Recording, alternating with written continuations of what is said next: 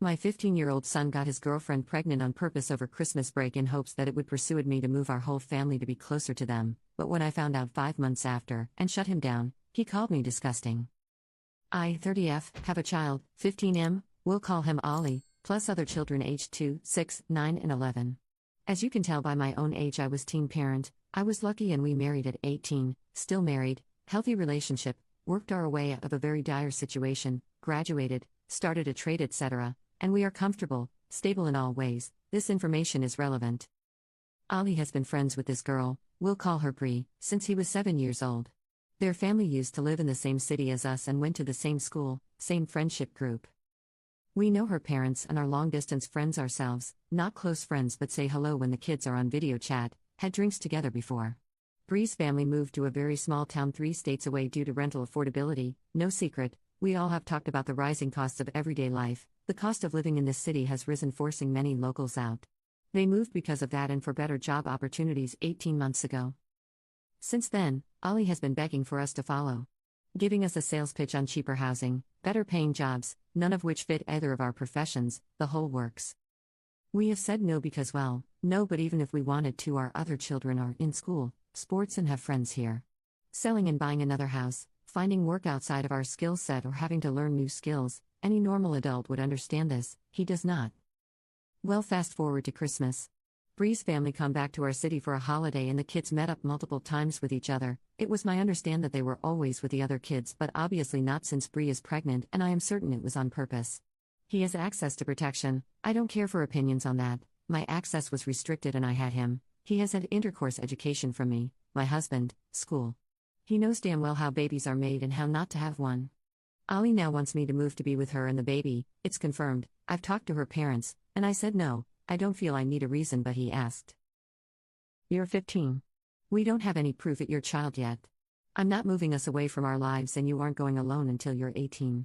We will do a DNA test, then we will look at parenting plans and topped it off with a too bad, too sad. You made your bed, now you have to sleep in it.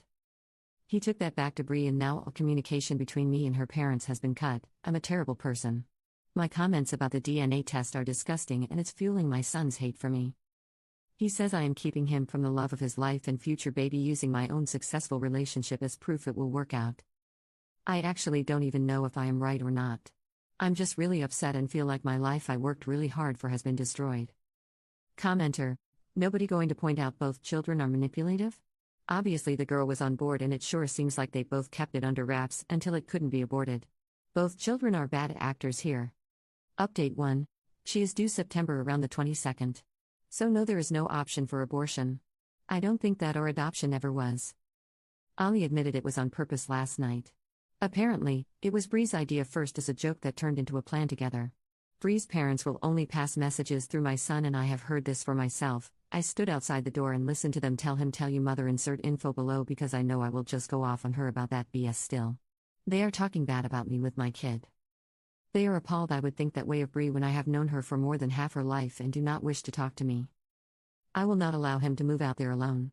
There are some past issues such as Bree breaking up with him twice in the last 18 months because she found someone that she liked more, her new town, around August and October last year, same boy, and when it ended, she came back to Ollie.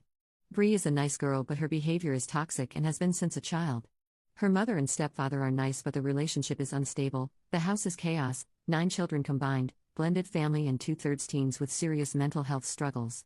He would be leaving stability for chaos and no structure. I want a DNA test, I will not budge on that.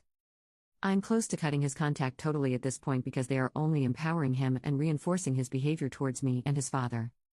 His father is a man of few words, which is unhelpful. So far he's backed everything I have said and only really chosen to say you have the intelligence of a pair.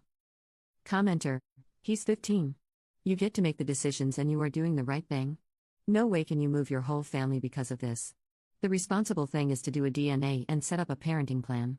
He won't like your decisions, but that's too bad. Sometimes being a good parenting is making decisions our kids hate us for.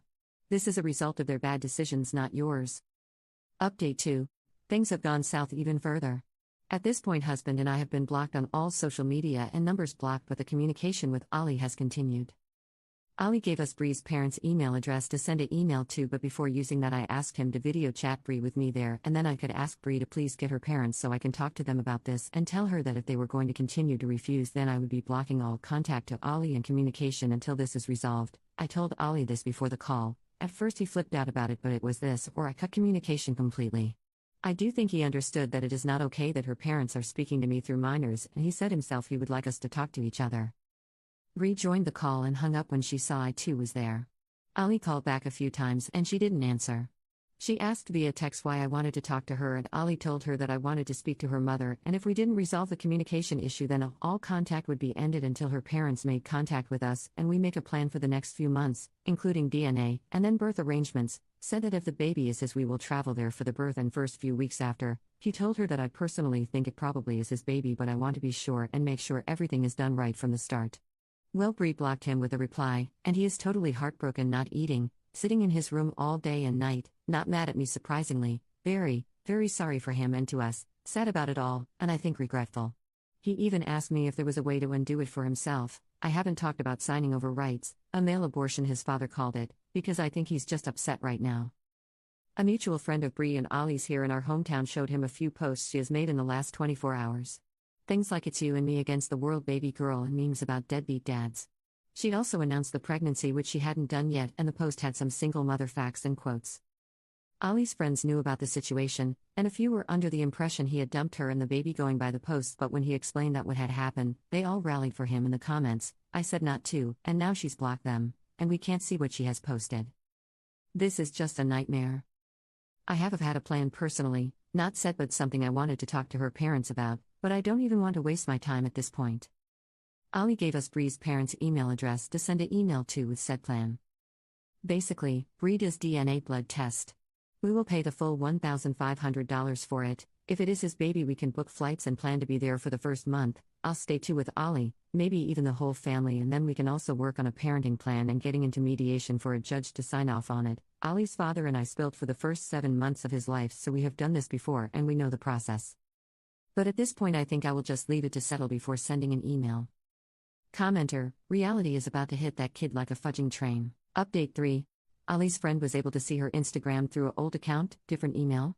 I don't use Instagram enough to know what that means, but it meant they weren't blocked when they reactivated. They found the pregnancy announcement post, and if you scrolled across, it showed a digital copy of the scan Bree sent us as a 16-week scan, apparently the first scan she had at the OB. That is dated 0404 and clearly says GA 19 plus 3 weeks, making an August due date, I believe, or very early September. This would not line up with the due date given to us, but does line up with when her parents told me she was pregnant mid-April. They told us we've had the pregnancy confirmed and sent a photo of the printed pic, which the date isn't on there. I actually think it may have been cut off the top. I haven't told Ali this yet because I want to be sure. I am very concerned about his mental health at the moment and taking that into consideration. But unless she gave the wrong period dates and the baby measured only 16 weeks, then it's not possible for it to be our son's. Also added information, her due date from what we know is September 22nd. She was here from December 20th to Jan 7th, and saw Ali December 21st and 22nd and January 4th and 5th. Never overnight. I asked Ali when did this happen, and he said January 4th was the only time, which makes more sense as they were in public gathering otherwise. They were at a mutual friend's birthday that night but never stayed overnight. I have had 5 kids and I know the dates are too close to figure it out that way. Ali also said that the joke Bree made was to just see if it happens, the pregnancy, because then it's obviously meant to be, and he would be able to move. To me it sounds like she had the plan a lot longer, but I may be biased here. Commenter 1. So what you're saying is that the most immature people in this situation are Bree's parents. I expect teenagers to make questionable decisions, although generally not to the extent of get pregnant on purpose so we can force people to move, but the parents are a whole new level of WTF. Commenter 2. Bree's parents will only pass messages through my son. Fudging ridiculous. I'd tell them either they communicate with me like an adult or they handle their pregnant teenage daughter by themselves. I will not discuss this serious matter by playing telephone with a 15-year-old.